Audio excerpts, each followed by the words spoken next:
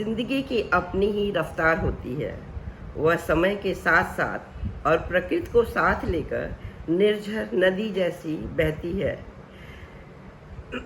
रास्ते में आने जाने वाले तूफानों से लड़ते झगड़ते अपने मकसद को प्राप्त करती हुई सागर में विलीन हो जाती है। तीस्ता नदी को देखकर मेरे मन में ये भाव आया था, तभी मैंने अपनी ये कविता लिखी थी, आपके सामने अब प्रस्तुत कर रही हूँ।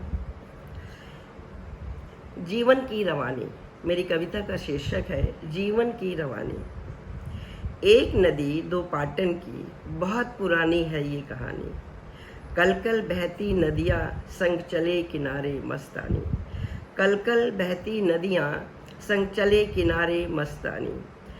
दो तट बीच सुरक्षित है, नदी अपने मन में सोच रही है, दो तट बीच सुरक्षित है, या तट के बीच चंचला है, या तट के बीच चंचला है।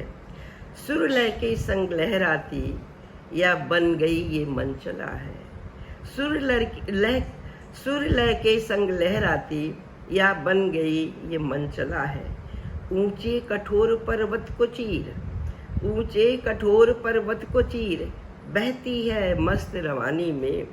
नहीं किनारा मिला जहाँ छल बल संग थिरकती है। नहीं किनारा मिला जहाँ छल बल संग थिरकती है। रुकती नहीं है, वो फिर भी आगे बढ़ती जाती है। प्यास बुझाती निर्झर चलती, प्यास बुझाती निर्झर चलती, कितना ऊंचा मनोबल है। पथ कठोरता से टकराती है, लक्ष्य सामने सलीला के, है लक्ष्य सामने सलीला के। सागर में जाकर मिलना है, सागर में जाकर मिलना है। तूफानों से लड़ती झगड़ती सागर की ओर चली जाती।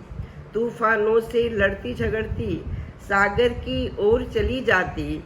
वेग बनी सागर की लहरें, सागर में तो बहुत ऊंची ऊंची लहरें आती हैं। वेग बनी सागर की लहरें, स्वयं को वहाँ मिटाना है।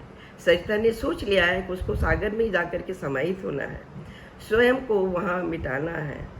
खोना है अस्तित्व वहाँ पर, खोना है अस्तित्व वहाँ पर, या लहरों में थम जाना है। सुख और दुख, रात और दिन, नियम प्रकृति का पुराना है। सुख और दुख, रात और दिन, नियम प्रकृति का पुराना है।